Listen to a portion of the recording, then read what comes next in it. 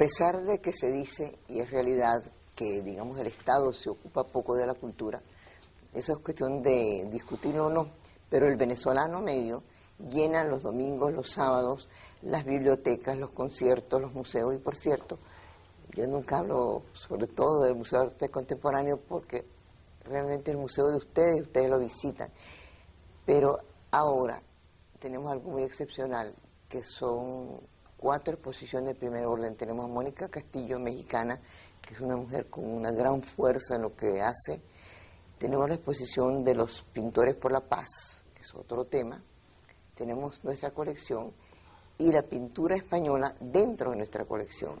Y la gran satisfacción que ha tenido pues los que trabajamos en el contemporáneo es que la gente decía, claro, pues estas obras vienen de los museos españoles más importantes. Pero podemos estar bien contentos, no vienen de ahí, vienen hechos por españoles, pero pertenecen al patrimonio nacional, al patrimonio de todos ustedes. No sé si es bueno o malo, por ahora los museos son gratuitos. Yo no creo mucho en la gratuidad, pero eso es otra cosa, ni en las ayudas estatales, vamos a ayudar al Estado. Pero ahora sí tengo un problema donde voy a pedir ayuda a mi invitado, porque tengo exceso de cosas en la cual Manuel Caballero, mi invitado de hoy, o nuestro invitado de ustedes de hoy, es excelente. Entonces, yo lo que tengo es exceso de preguntas y que todos ustedes quisieran hacer. Todos ustedes, lo primero que hacen al leer el Universal el domingo, ¿qué es? Leer qué dice Manuel Caballero. Constantemente, es decir, no es un escritor que porque el Estado no le ayuda ha dejado de escribir. En este momento tengo 3 libros nuevos de Manuel. Este, sobre Betancourt, a quien creemos que conocemos, pero a través de Manuel lo conocemos mejor. Y 2 ediciones bien interesantes. La pequeña Venecia a la Gran Venezuela. De la pequeña Venecia a la Gran Venezuela, y El bien del intelecto, que es bien difícil de discutir.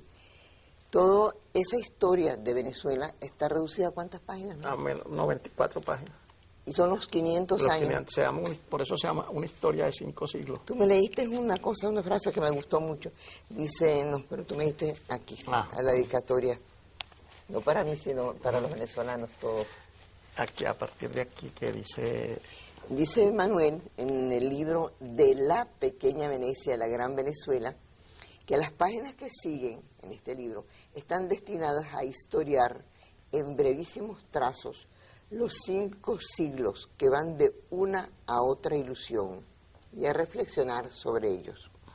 Ellos están destinados al viajero presuroso, al hombre que no ha tenido tiempo ni dinero para conocer la historia de su país, y el muchacho que quiere iniciarse en ella. Es un texto para leer en el metro, en la parada de autobús, en la cola del banco, del mercado. Si lograse hacerlo, ya sería bastante. Pero tenemos la esperanza de que sea algo más y logre dar al lector la idea de lo que es fundamental de nuestra historia. Fíjate cómo son esos.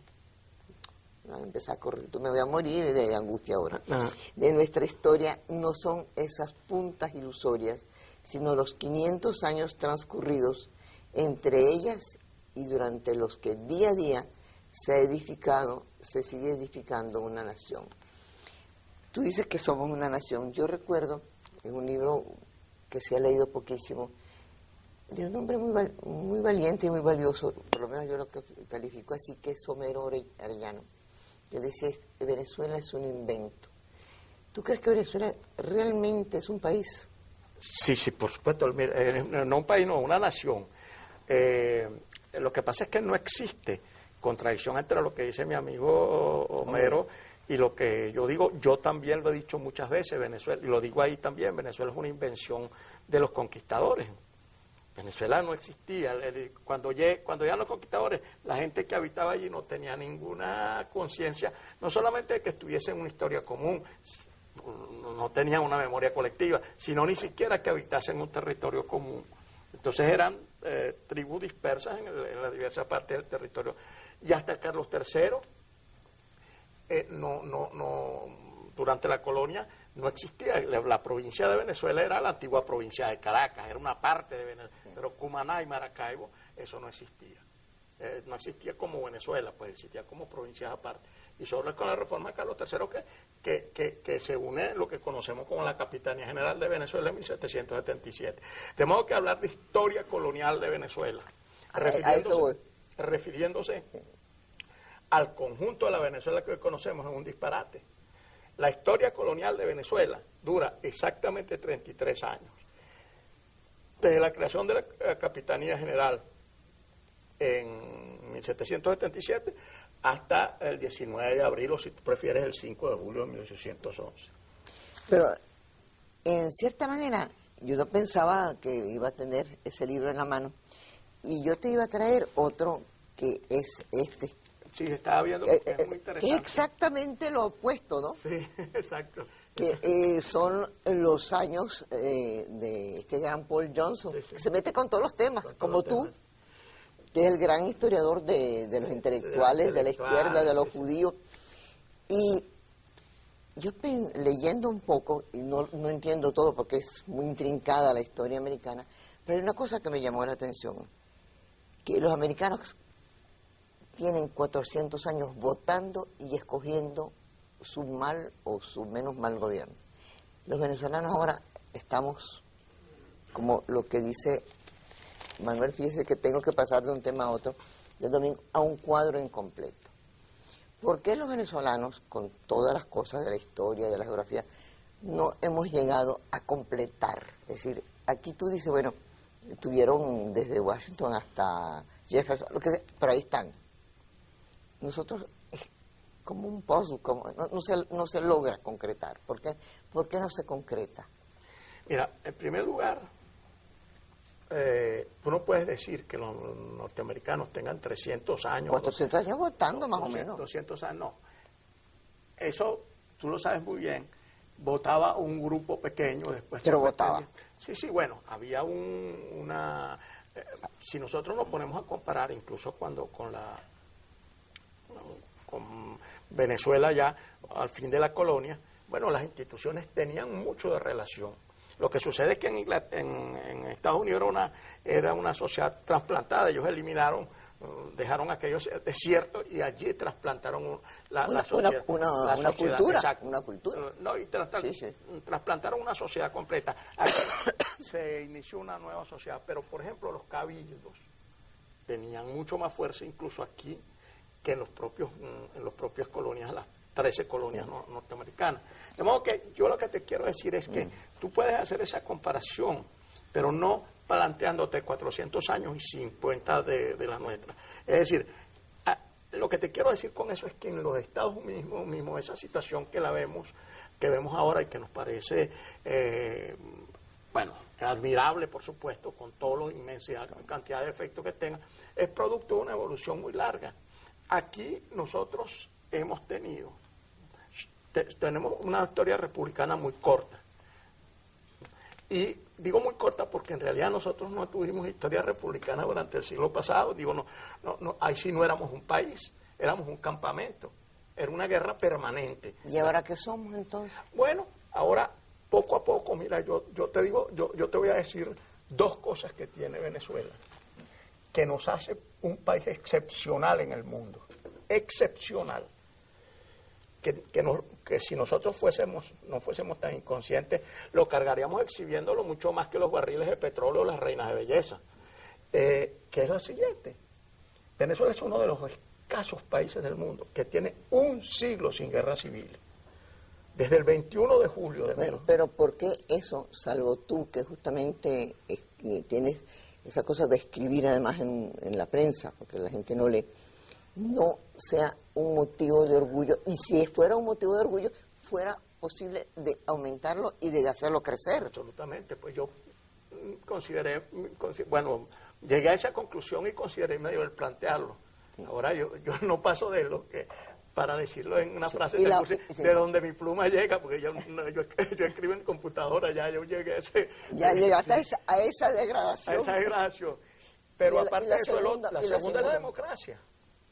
La segunda es la democracia, que es mentira, y eso ha traído muchísimas muchísimos de los problemas, sobre todo de comprensión de la democracia en el momento actual. Es mentira que la democracia nuestra tenga 40 años. No. Hay un tipo de democracia, no voy a calificarla ni buena ni mala porque tiene de ambas cosas, que arranca el 23 de enero, pero realmente la democracia venezolana se puede decir que tiene nacimiento el 14 de febrero de 1936. ¿Por qué? Porque para mí la democracia no son un conjunto de gobiernos democráticos o representativos, sino una conciencia nacional capaz de, es decir, a partir de ese momento los venezolanos han dicho que no quieren vivir otro régimen que no sea el democrático. Y fíjate tú, que ya yo sé por lo que me vas a preguntar, fíjate tú, que en esos 62 años hay la dictadura de Pérez Jiménez. Exacto. Sí, pero cuando se echa del poder a Pérez Jiménez en 1958, no se está echando abajo cualquier gobierno, se está echando la tiranía más corta en la historia de Venezuela. Pero sin embargo, así como no estamos conscientes, porque justamente la educación es muy escasa ahora, ahora y siempre, yo estaba con amigos comunes tuyos que el 14 de febrero de ese año, de este año de 1988, ajá, no nadie, ningún periodista, es decir, ya no te tocaba que recordara que fue el 14 de febrero. Y si se lo preguntas a los jóvenes, pues ni tienen idea de lo que es. Yo sí escribí un artículo precisamente eso, pero no este año. Es que fue en el 96 cuando se cumplieron los 60 años. Ahora, como tú hiciste un punto, yo voy a permitir hacer otro. Decir que Manuel Caballero, nuestro gran historiador, nuestra conciencia continua, decía que él escribía ya en computadora, pero yo tengo algo también, que yo tengo un teléfono digital, que es Movilnet. Disculpe. Ya que vamos a editar cuando hacen la cuña, porque sí, el video te disparó. Bueno, traten de que no, porque no todos los días tengo más. Allá la máquina. Bueno, lo edito yo después de que...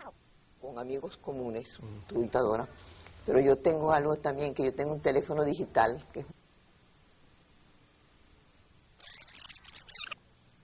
sin embargo, así como no estamos conscientes, porque justamente la educación es muy escasa ahora, ahora y siempre, yo estaba con amigos comunes, yo estaba con amigos...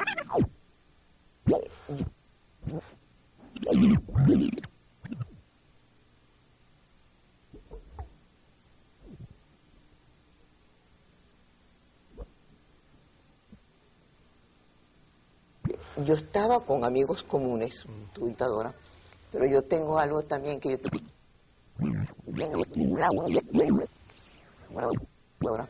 pero yo tengo algo también que yo tengo algo también que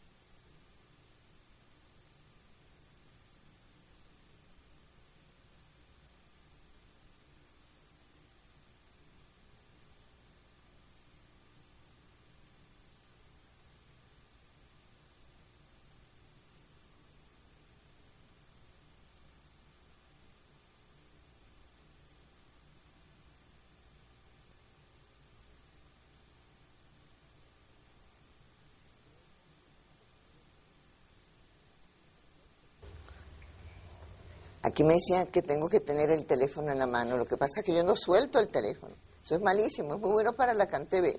Y es muy bueno porque les puedo hablar del digital. Un teléfono diferente, usted oye mejor. Y Movilnet es digital. No sé si tú sabes lo que es digital. Yo no sé mucho lo que es digital, pero yo lo repito porque me dicen que es muy bueno y demás. Es verdad, se oye mejor, aunque se ligan a veces. Mira, Manuel, tú estabas hablando de los dos grandes haberes de Venezuela. Y a veces los que te seguimos no entendemos que un hombre tan analítico, tan conocedor, demuestras a veces como un optimismo frente a nuestra Venezuela de hoy y, por supuesto, el optimismo hacia el futuro. Y yo, simplemente como lectora tuya, me preguntaba en qué se basa Manuel Caballero que conoce la historia nuestra, que es la historia de muchos fracasos, pueda decir que ahora, en un momento tan incompleto, se basa él para decir de repente cosas que parecen como optimistas, como... Mira, hay dos cosas allí. Uno, lo del optimismo, vamos a darlo en segundo lugar. En primer lugar, sencillamente que yo he hecho una mirada a la historia de Venezuela y, por supuesto, al hacer la comparación, tengo que decir que somos. Nadie puede negarlo mucho mejor de lo que éramos el siglo pasado. Ah, bueno, claro. Y de lo que éramos... mira, en 1936 la esperanza de vida del venezolano era de 33 años. Ahorita anda por 70.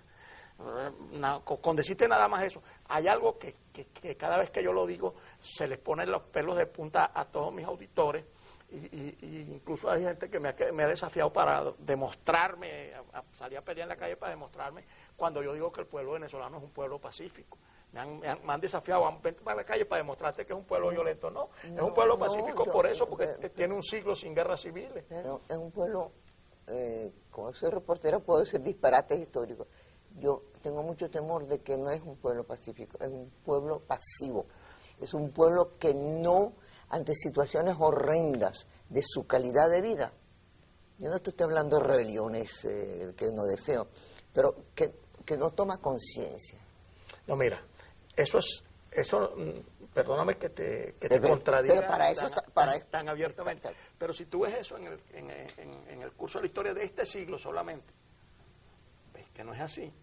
Tiene fechas como el 14 de febrero, tiene fechas como el 23 de enero. Pero son actos violentos. Yo te hablo de esa conciencia cívica, de una sociedad civil. Pero es que el problema es que hay esa conciencia. En primer lugar, se adquiere con mucha lentitud. Y en segundo lugar, ninguna sociedad está exenta de retrocesos. Ahí tienes tu Alemania. Alemania era el país más filosófico de Europa y dio el nazismo. Sí. Ahí tienes la gran Francia de las luces y todo. Ahí tienes a Le Pen dictando cátedra con mucha fuerza. Sí, tiene casi el 15% del electorado. De modo que esa es una conciencia que se adquiere sobre todo, y ese es el otro problema, se adquiere sobre todo practicando una cosa que es tremendamente fastidiosa, que es la democracia. ¿Por qué? Porque la democracia es lo cotidiano. Aquella cosa que decía Orson Welles en El tercer hombre, que la democracia suiza no sirvió sino para hacer relojes de cuco. Y chocolate. Y chocolate. En cambio, que los grandes crímenes italianos del Renacimiento te dieron un Leonardo, Bueno, eso queda muy bien como figura literaria, pero el problema es ese. Entonces, en las situaciones de crisis, y además con un trasfondo histórico, que también viene de toda la mitología, tanto de la independencia como de los caudillos civiles del siglo pasado, eso influye y puede... Es decir, no hay una conciencia posiblemente estable de la democracia, pero sí hay por lo menos un sentimiento, cualquiera que sea. Cuando tú haces una encuesta, todo el mundo te dice que no quiere vivir en una dictadura, que quiere vivir en una democracia. Incluso los que dicen, como lo anotaba una vez Pedro Pablo Aguilar, los que dicen que son partidarios de la dictadura, le ponen tantísimas condiciones a la dictadura que resulta que no es una dictadura. Digo, entre los encuestados. Sí, yo quiero un dictador, pero que no vaya a meter preso a los opositores, que no vaya a disolver parlamento, que no le haga caer a plomo a la gente, que no robe. Bueno, eso no es ninguna dictadura. Pero espérate, no quiero que me interrumpas en lo de optimismo. Mira, optimismo. Yo te lo digo sobre esa base. Lo mío no es optimismo beato, ni mucho menos un optimismo profesional. Pero ¿cómo tú crees que me atrevo a eso? Pero es que puede yo comprendo que en el momento actual pueda pensarse en eso. Pero tú me conoces desde hace suficiente tiempo, y entre otras cosas nos hemos peleado desde hace suficiente tiempo para saber que yo estoy acostumbrado a nadar contra la corriente. Y la corriente actual es la de un pesimismo generalizado y me produce desconfianza. Entonces, precisamente digo, no, señor, esto no puede ser así. Tiene que haber quien diga, en el momento en que todo el mundo quien diga, no, señores, hay una vía contraria, hay una manera contraria de ver las cosas. Pero por ser contrario... No, yo te dije por sí, eso sí. que la primera parte era que yo me basaba en la historia. Ahora fíjate una cosa. Ya tú me dijiste vas a algo, sacar cosas... No te voy a sacar porque pero me interesa mucho porque es uno de los mejores programas, tú siempre los das muy bueno, que es del 73 y tú estabas dirigiendo Punto. Sí. De ese Manuel Caballero, igualmente inteligente, igualmente... No, pero en aquel momento era la corriente, por lo contrario. La corriente era ser que los intelectuales fueran como tú. Es decir, eran personas que hablaban de verdaderamente grandes cambios de la sociedad venezolana. Grandes cambios porque la sociedad venezolana no estaba en condiciones de vivir en los cuales gente como tú y otros querían. Bueno, mira... y yo la tengo aquí completa. Tú misma lo has dicho. Esto era entre los intelectuales. Había una fracción relativamente pequeña de los intelectuales. Nosotros no lo creíamos así, pensábamos que era el pueblo entero quien lo creía, pero en realidad era un grupo de intelectuales que lo pensábamos así. Y sí, en cierto modo, estábamos nadando contra la corriente, porque la prueba de que eso no lo quería el pueblo venezolano está en que no tuvimos éxito, pues. De modo que, en cierto modo, era nadar sobre la corriente, pues la corriente se impuso sobre Bueno, pero ahora también estás nadando contra la corriente. Exacto.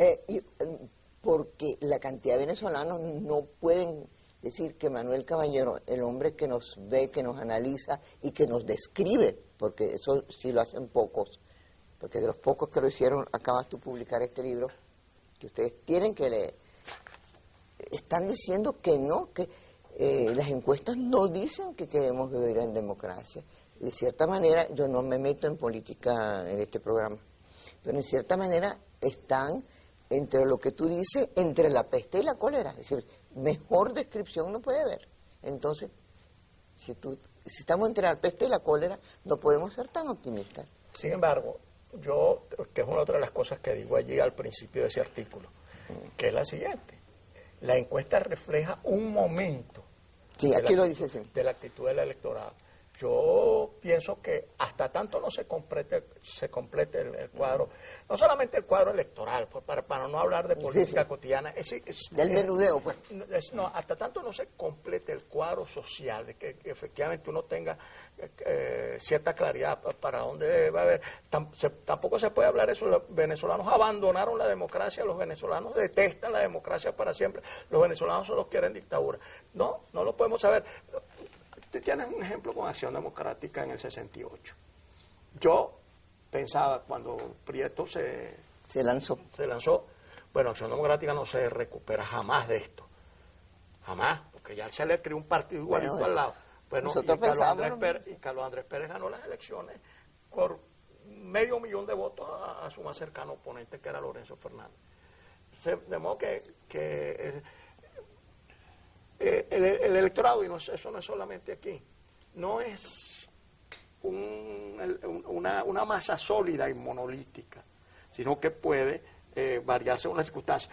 Lo que se creyó siempre en Francia, por ejemplo, que el único electorado que había, que era una masa absolutamente monolítica, el 25% del electorado que era el Partido Comunista, mira lo que sucedió.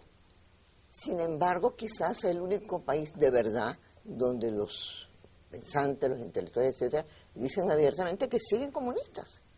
Sí. No, eso no. Sí lo dicen, eso sí, no, escriben como tal. Al contrario. Al contrario, eso se reduce mucho. Casi todos, sobre todo esos nuevos filósofos, son gente que se enfrentó al Partido Comunista. Sí. Ya el Partido Comunista no tiene en Francia ese poder de atracción que hacía que prácticamente todo. Pero es el único país donde no tiene ese rechazo, por lo menos público, que tiene nosotros. Pero tú decías, sí, en este momento en Venezuela todavía no está claro, digamos, no hablemos del cuadro electoral, el cuadro social. Eso es mucho más grave, porque si después de tanto amar la democracia y si después de tanto creer que la hemos tenido y ejercerla, vamos a poner entre comillas, no están claros ahora ¿por qué milagro de la Virgen, no sé cómo se llamará la que tengo aquí? Bueno, tú sabes que la mía es la Divina Pastora. Bueno, porque tú eres Barquisimeto. Sí. ¿Por qué esa Virgen nos va a decir, ahora sí vamos a estar claros, dentro de 2 meses, el cuadro electoral va a estar claro? Precisamente estuviste en el clavo, eso no lo puede decir ninguna Virgen, entre ellos porque ellas no se ocupan de esas cosas. Ese es un problema, ese es todo un... Porque estamos hablando de 2 cosas. Una cosa es que no esté completo el cuadro electoral e incluso el cuadro social en su sentido más... El cuadro social es el que me interesa. Exacto, más amplio. Y otro es que no haya una conciencia democrática. Yo pienso que sí la hay, o que sí la ha habido hasta ahora. No quiere decir que los hechos... Yo no me niego a que los hechos me quiten la razón y yo salga con las tablas en la cabeza cuando estoy diciendo esto. No. Pero yo, bueno, sí, porque hay que prever todo eso. Bueno, yo no, ya saliste con las tablas en cabeza de esto, sí. Además, yo no pretendo que mi verdad sea, que lo que yo digo sea la verdad absoluta. Pero yo lo que digo es que esto no lo podemos dar como hecho de una vez por todas, la situación presente. Y la demostración de que existe esa conciencia democrática, quién sabe, nos puede dar muchas sorpresas la historia, como las ha dado, y como te puedo poner algunos ejemplos. Por ejemplo, te voy a dar una cosa que a mí me llama mucho la atención. Cada vez que yo voy a dar una conferencia y que me expreso en esta forma y digo que hay una nueva situación venezolana, etcétera, etcétera, que hay un modelo que se ha agotado, etcétera, y que hay un nuevo modelo que tiene que surgir, etcétera, etcétera. La pregunta clásica es esta: sí, pero ¿quién va a ser el líder de ese cambio? Y yo les cuento la siguiente historia.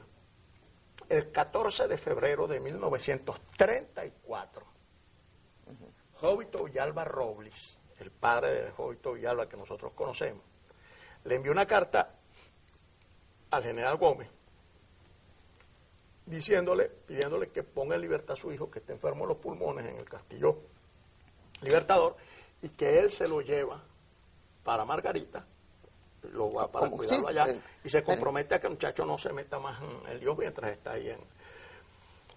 Gómez le escribe a su secretario general de la presidencia, Rafael Requena, una nota diciendo: infórmeme quién es Jovito Villalba. Es decir, eso es 2 años antes del 14 de febrero.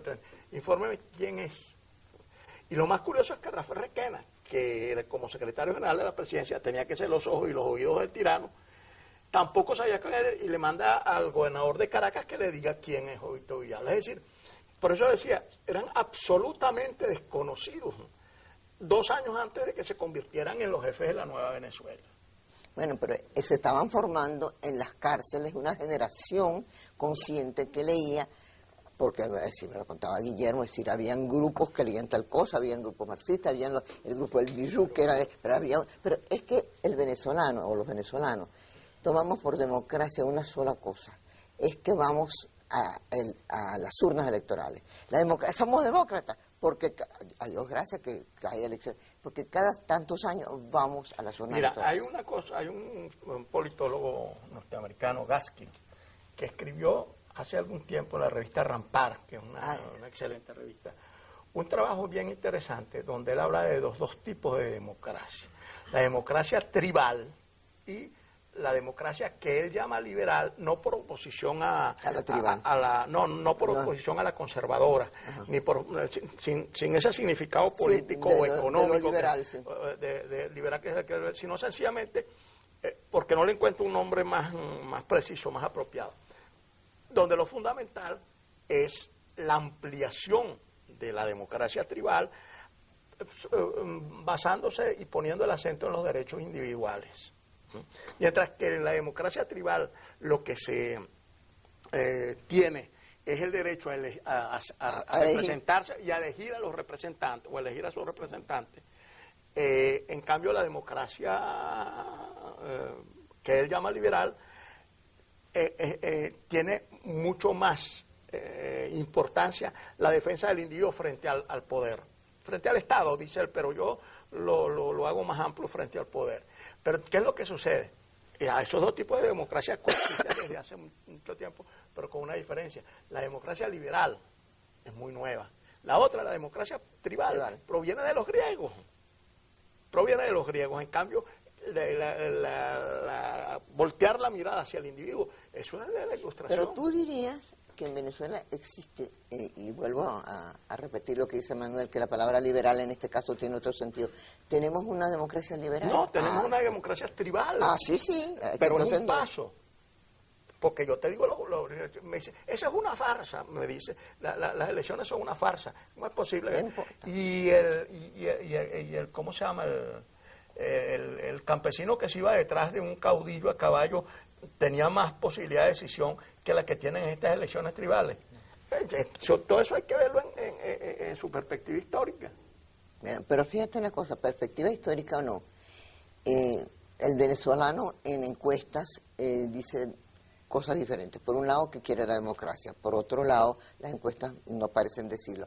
Pero la tercera es que definitivamente hay una añoranza continua de esa cosa horrible que es paz y trabajo, de que la gente pueda salir de noche. Es decir, esa añoranza de todas estas cosas que nos horrorizan, Bueno, mira, que son versos. hay la añoranza de un país campesino, como sucede siempre en todas las ciudades, que en todas sociedades donde de una urbanización muy brusca, entonces toda la gente vive añorando los miles de años que vivió, o por lo menos la imagen que se hace de los miles de años que se vivió en la paz virgiliana de los campos. En relativa, que era mentira. Que era mentira, porque yo siempre saco esta cuenta.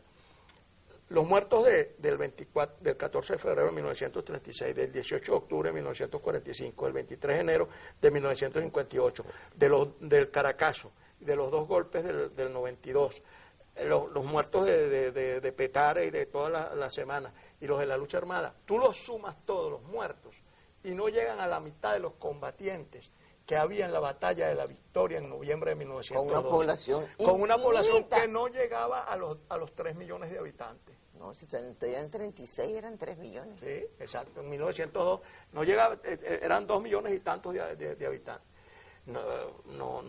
Entonces no hay esa...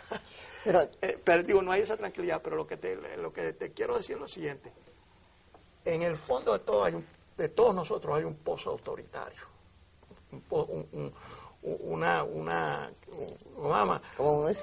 Un residuo autoritario que no es fácil borrarlo. Y eso tiene una razón muy sencilla, es la añoranza del claustro materno.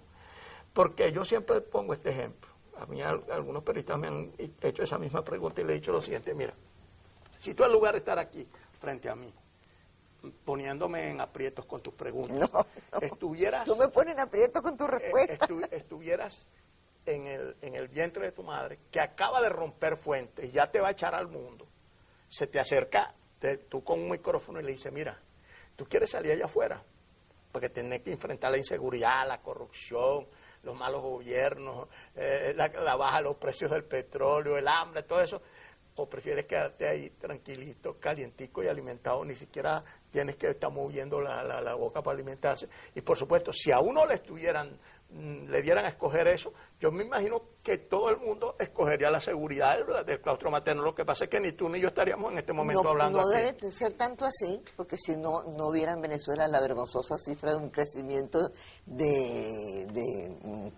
de natalidad tremendo. No, pero es que yo no estoy diciendo que nadie lo haga, estoy diciendo que, sí, por supuesto que tú no se la puedes hacer porque el muchacho no lo va a entender. Sí se la puede hacer en un país, en una nación, que me gusta más el término que tú usas. Ese niño lo está diciendo una vez, porque el niño que viene y que sabe que se va a enfrentar a un mundo, su madre es suficientemente culta para saber a dónde va a echar ese niño y si puede echar ese niño.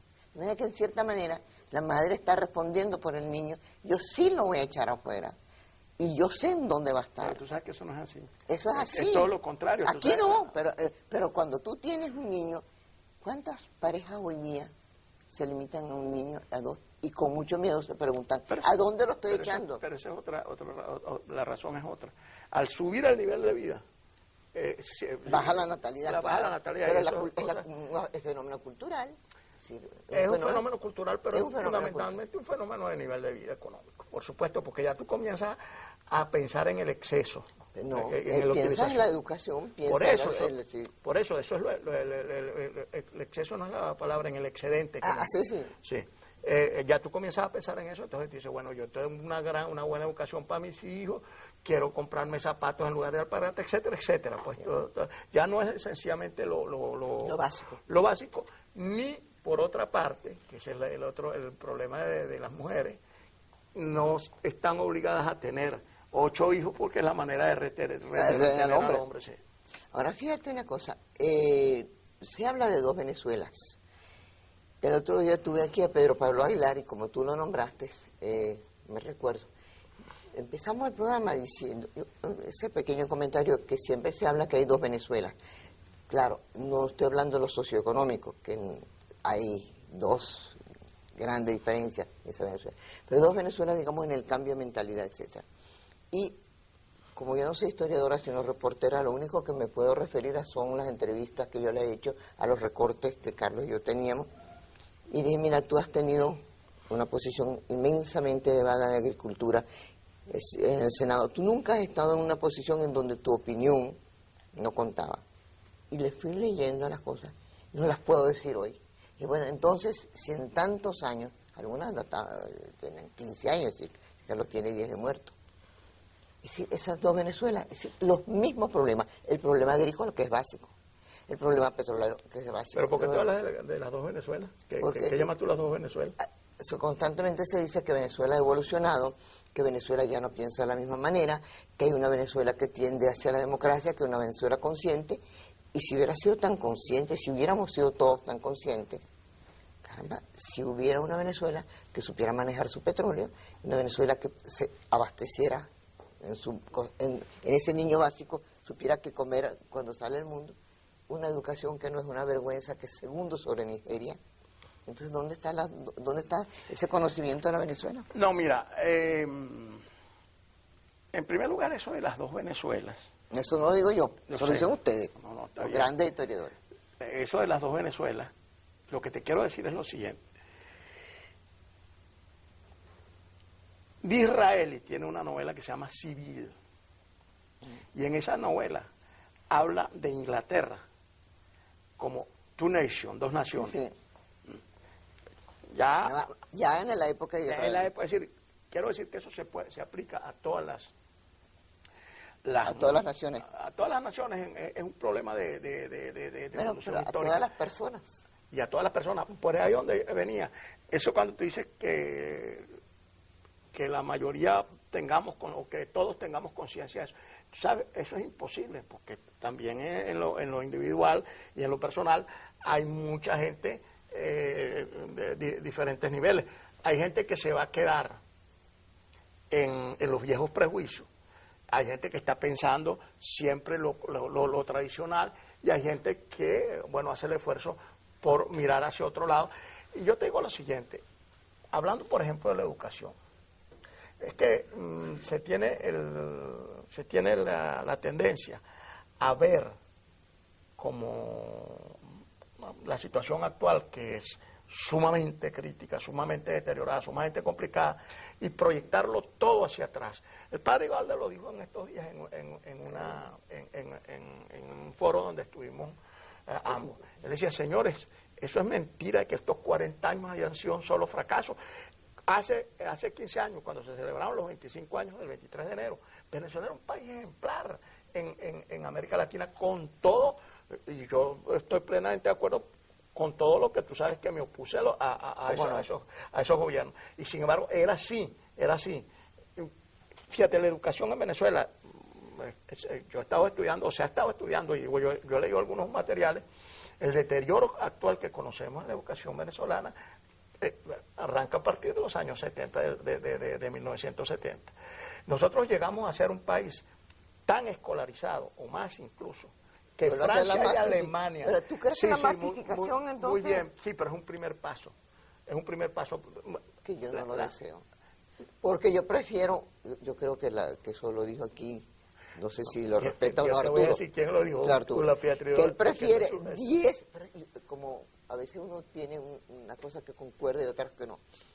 Él prefiere 10 personas bien formadas que 100 que son los que se llaman analfabetas, que se llaman alfabetas. Analfabetas funcionales. Alfabetas funcionales. Es decir, que lo único que saben es que el día que cobran, o si cobran, o ponen su nombre. Yo sí los prefiero, porque esos 10 pueden formar otra cosa. Sofía, ¿por qué no ha surgido en Venezuela un Beethoven?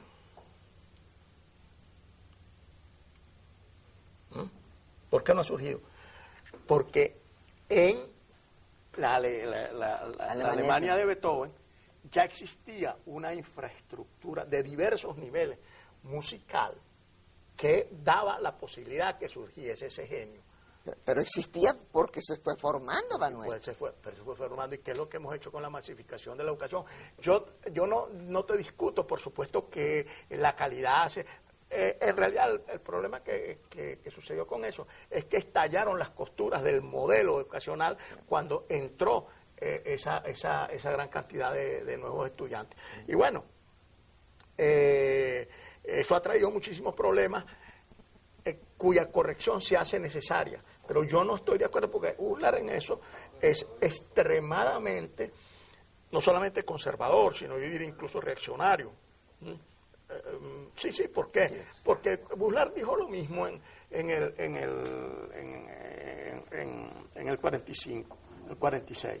Yo prefiero 200 votantes alfabetos que 800.000 analfabetos. Resulta que esos 800.000 analfabetos, que no tenían poder de discernimiento según Uslar, dieron la sorpresa del 30 de noviembre de 1950. Yo no creo que ese es el concepto de Uslar. Yo no lo he hablado con... No, yo lo he leído. Sí. Pero en cuanto a los votantes, no, porque los votantes con mucha frecuencia tienen eso que está tan de moda como la inteligencia, ¿cómo se llama? Visual o visceral.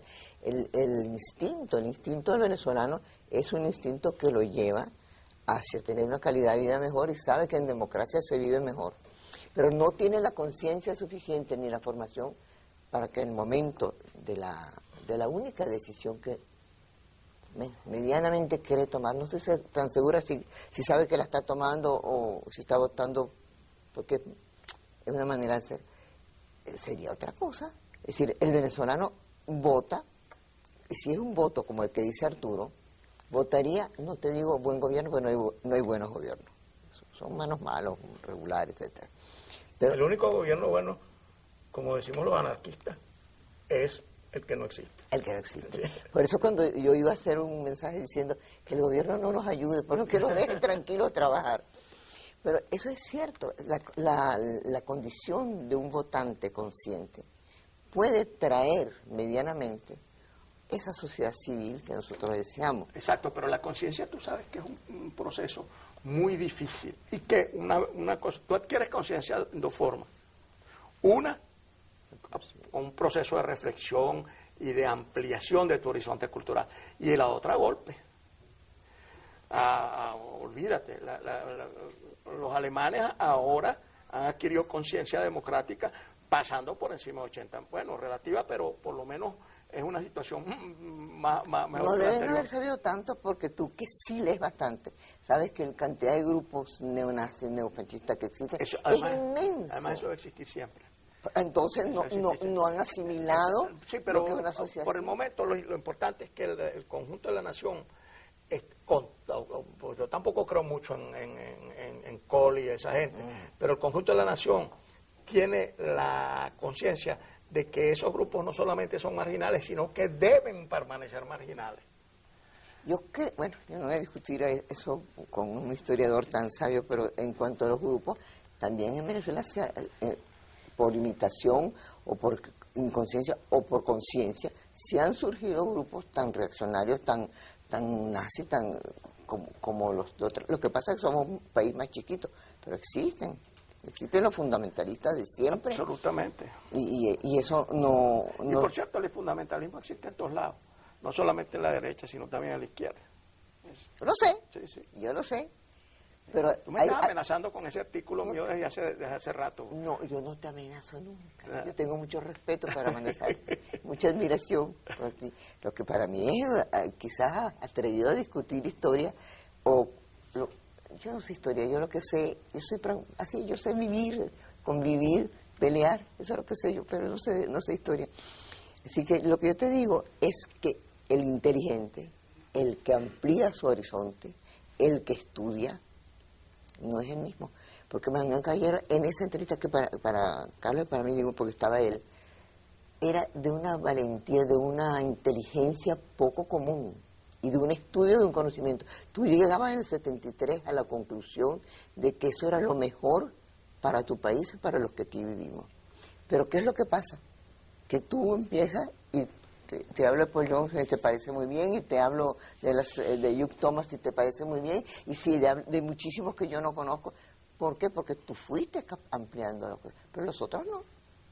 Bueno, yo no hago de eso una cuestión individual, yo no creo ser el único. ¿Tú crees que hay muchos?